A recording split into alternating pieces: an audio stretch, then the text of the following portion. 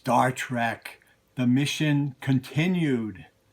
Hi everybody, I'm Gary Lovisi, and this time we're going to talk about the Star Trek log series of 10 books, and they were written by Alan Dean Foster, who is a terrific science fiction writer, somebody that I collected and have read since the 70s when these books came out. These are the original first paperback printings of Star Trek number log 1 to 10. And what happened is the 5-year mission didn't end.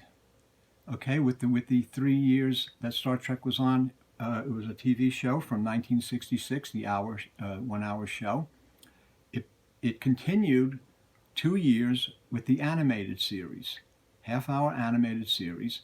And the interesting thing about that series is that the 22 episodes continued and fulfilled the entire 5-year mission of the Enterprise. And the stories were all written by, again, like famous science fiction writers and authors who had written the original Star Trek scripts for the original series. Okay, so it's these were people that were intimately involved with the original series, and they continued with the animated series. And the original actors played their parts in the animated series. So William Shatner was Captain Kirk, Leonard Nimoy's voice was of Mr. Spock, and all the other main characters used their voice in the animated series, except for Chekhov, who for some reason there was a financial dispute or something and his voice wasn't used. But interesting thing is that Chekhov, or Walter Koenig, did write one of the scripts for the animated series, and one of those scripts is in these books, and it was adapted by Alan Dean Foster. Now, these are just the first 3 log books. It's log 1, log 2, log 3, and you can see that they use the animated art from the TV series. The animated series was a half hour. It was 2 seasons. It started in 1973 and 74. 73 had 16 episodes, and by 74 there were 22 episodes. And again, the interesting thing is that most of the original cast voiced their characters. So you had the 5-year mission was complete with these 22 episodes and the 22 scripts that Alan Dean Foster novelized. Now, Foster was brought in to do the novelization by Judy Lynn Del Rey, who was the editor of Valentine Books, and he did novelized 3 scripts per book, based on the famous authors who did the original scripts. And some of them you had some really famous authors, and we'll go explain about that, because I think it's pretty interesting. This is a really good series. The stories are really good, and Foster is a terrific writer. And I've always enjoyed his non-Star Trek work, but he's written Star Trek novels and movie tie-ins for Star Trek movies. He ghost wrote the first Star Wars movie as George Lucas at first Star Wars paperback TV tie-in for the first movie. He ghost wrote it, even though it says by George Lucas. It was Alan Dean Foster, and he's done many movie novelizations for a ton of movies, but then also his own work, which is really, really good. And that's how I knew him, as far as somebody who read his work, is through his own work, and it's really, really good. It's space opera, it's adventure, it's really great characters, really exciting plots and stories, and he was a perfect choice to do this, these novelizations. He continued kind of in the manner of James Blish, who 6 or 7 years before was writing the novelizations of the original Star Trek scripts. The scripts that Foster wrote were for the half-hour animated show. They were 20-minute scripts, so it was shorter, and he had to add a lot more material, and he did. The interesting thing about this Star Trek animated series is that because it was an animated series, it was looked at as, I think, for kids, and maybe the plots a little bit were maybe not as intricate as they would be for adults, but it was looked at as kid stuff because it's animation, it's Saturday morning cartoon kind of thing. It was a half-hour show, not an hour, so it didn't really get the respect that it deserves, and I think that is a really good series, especially if you like Star Trek and the original Star Trek, because this is in the original vein of the original Star Trek, and that's what makes them so important. And then when you have a guy like Alan Dean Foster writing the novelizations for these scripts, he adds so much to it, puts so much in it. The one thing that I really, really like is that from the first book, he has them going to the planet is the Guardian of Time. They're on a mission, and the mission that they're going on continues in each story. In each story, they meet certain Klingon commanders that they will meet later on. They'll meet other adventures and things. I mean, it's just like really, really great. The first one is Beyond the Farthest Star, and it's by Samuel A. Peebles, who wrote many of the Star Trek scripts, and it's on the way to the time planet, the Guardian of Forever, which I believe was an Ellison story that they used in the original series. They face a dark planet of massive gravity where there's an evil alien creature that's been imprisoned and for millions of years, and it ended up getting onto the Enterprise and tries to control the Enterprise and wants to get to civilization. The second story in this book, Yesteryear by D.C. Fontana. You'll recognize her as being one of the prime. Here's the stories, and this is by Samuel A. Peebles, and part two, Yesteryear, is D.C. Fontana. These are great stories, and Foster weaves them all together. Yesteryear is they're going to the time planet, still on their way to get there, and when they get there, they Kirk and Spock lead a scientific team onto the planet, where it ends up that they end up going back into time to Spock's youth. And this is a very touching story, one that I really enjoyed, and I think it was really, really well written as a script and really well written as a novelization by Foster. The third one is One of Our Planets is Missing. They now have left the time planet. Enterprise is going into the galactic edge, and they encounter a massive star cloud that has come in from outside our galaxy. And what it does is it just devours planets. And the Enterprise has to stop it before it gobbles down a planet with 82 million people on it. Spock contacts the creature and finds out some interesting things about this cloud creature that in a very fascinating story. That's just the first stories in the first book. The second book, and I really like the artwork that they used on 8 of the covers of the books.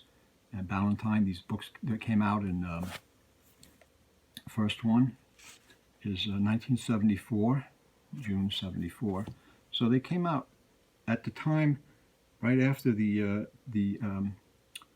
animated series was on, and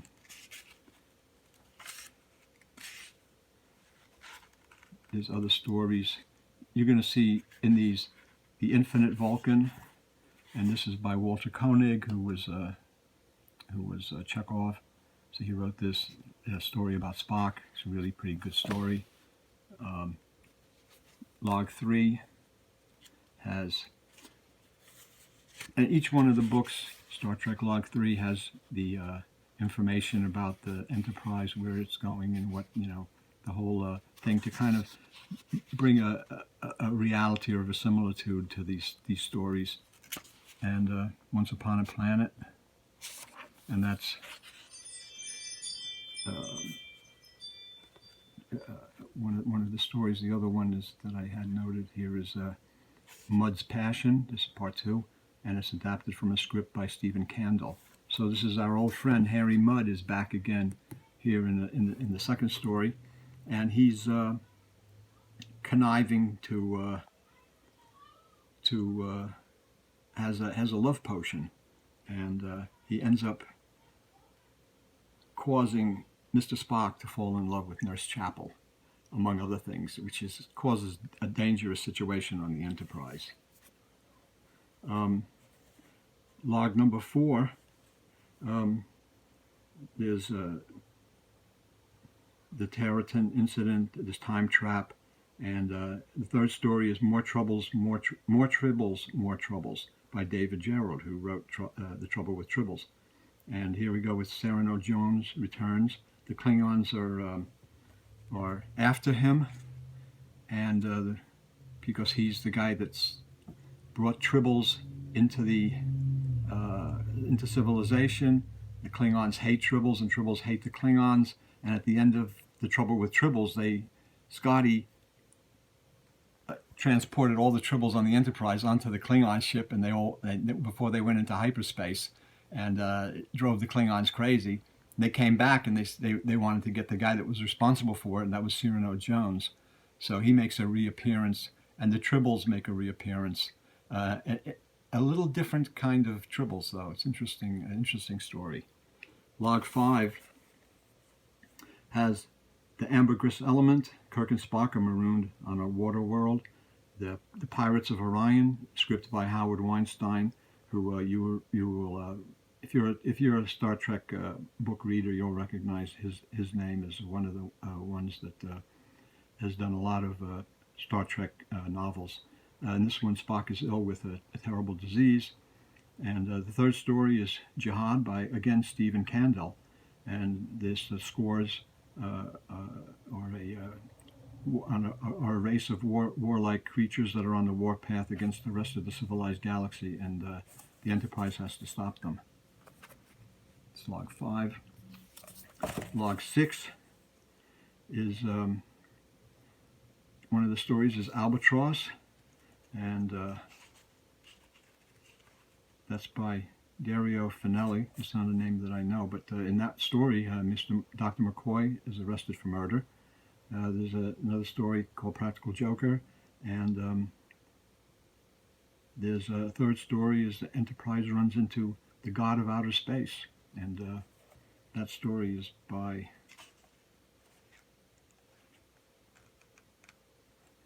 Russell Bates and David Wise. Like I say, about half of the writers are writers that we would be familiar with from the Star Trek, the original series, and from other stories that have been written in the pocket books and in the pocket books in the Bantam series of Star Trek adventures. Star Trek Log 7 is from 1976, so it's only 2 years has gone by that Foster has been writing these. And what happened was he only had basically 4 more stories to go, because he's on the way to doing all 22, and Judy Lynn Del Rey asked him to continue the series but by writing full-length novels out of the short scripts that he had. So he did that. He expanded them, and they're really, really good. Log 7 is Counterclock Incident, and the script is by John Culver. And in that, turning back the hands of time, as the Klingons and their commander Kimura, who is who is not a friend, but he knows Jim Kirk, are trapped in a time vortex. This guy Kimura is a wily Klingon who, at a certain point in the past, there had been a kind of a rapprochement between the Klingons and the Federation, and that they had allowed officers to meet and to get to know each other. And this guy Kimura knows Jim Kirk, and he even calls him Jim. And he's got a very wily kind of way of talking, and he comes back in a couple of the stories. So he's a very dangerous enemy for Kirk and the Enterprise. But at this point in log 7, now we have full novels. And on the back of it, it has the first 6 books. Talks about him. And log 8 is The Eye of the Beholder by David P. Harmon. It's on an alien planet. The visitors are always welcome for this special zoo. That's a full novel. And then the other 2, log 9 and 10, they use different cover art. They no longer use the animated art. They're using images of the Enterprise in different poses, different ways to I guess they're trying to make the stories look more. Is it the same publisher? Same publisher and everything, and this is 1977. This is log 9, and this is adapted. This is the story is BEM, B-E-M, Bug-Eyed Monster, and it's adapted from a script by David Gerald, and this one. His story is adapted by Forster into a full-length novel. The last one, log 10, Kimura is back. The wily Klingon knows Kirk for many years, and this is an interesting one. Number 10 is Slaver Weapon, and it's from a story by Larry Niven. A slaver box is discovered from a long-dead civilization, and the Klingons want it, and the Kazanti, a powerful alien race, decide if they will ally with the Federation of Klingons to make matters worse.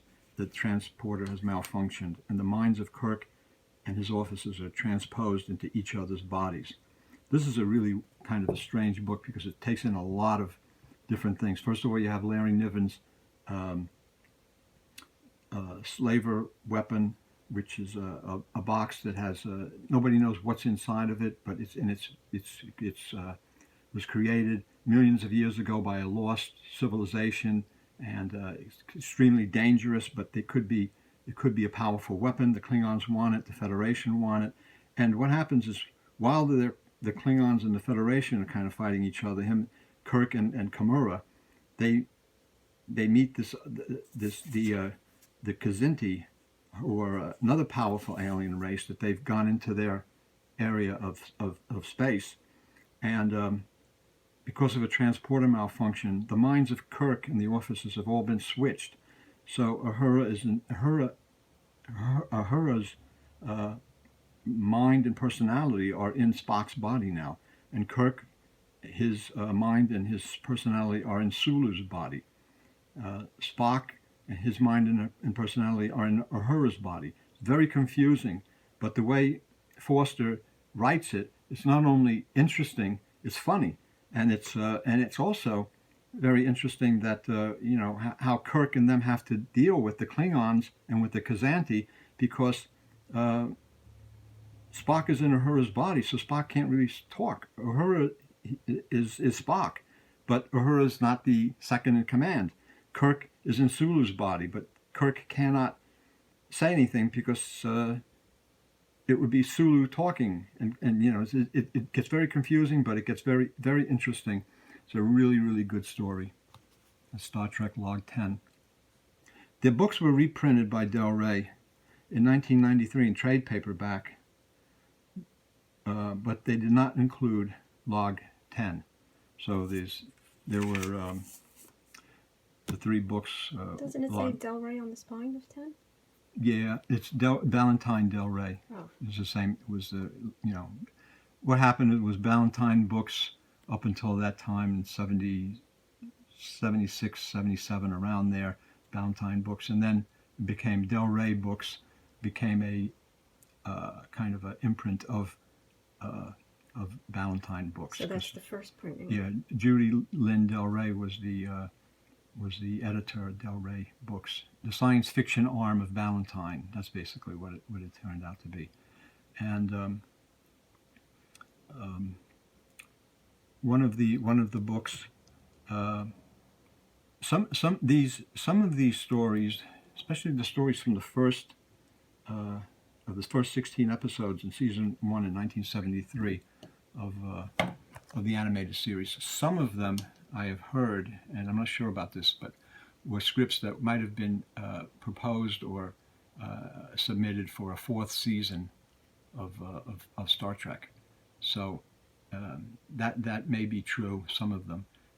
But even one of these stories was a script that was written by Alan Dean Foster, and it was accepted as a two-part show for the animated series, but it was never made, and he kind of reconfigured it to make it part of one of the log series.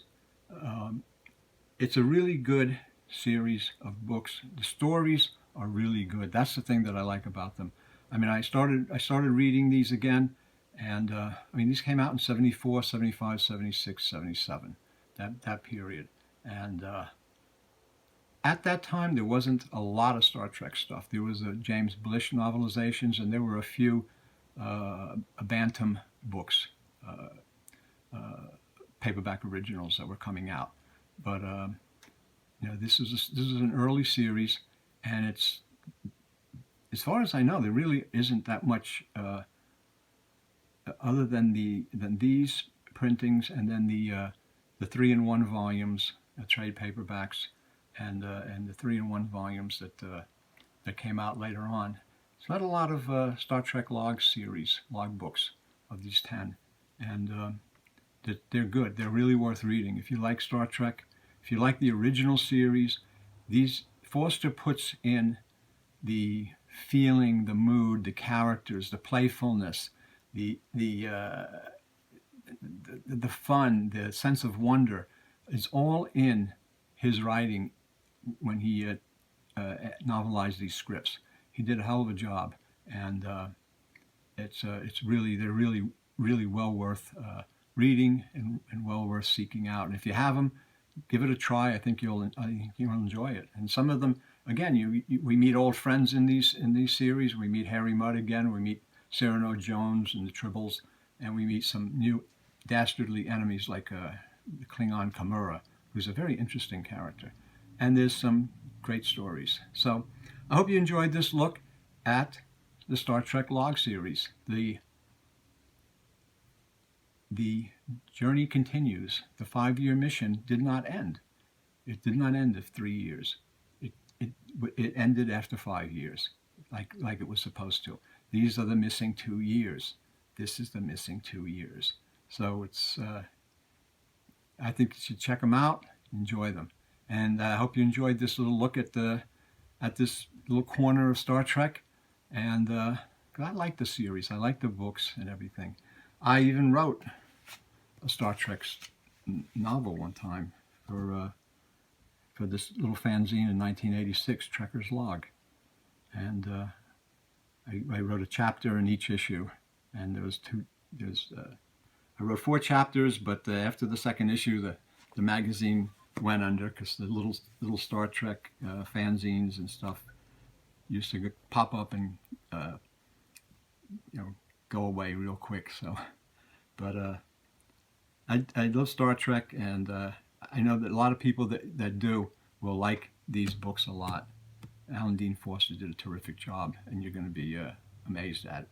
So thank you for looking, and thanks for your support, and give us a thumbs up, and we'll see you next time. Live long and prosper.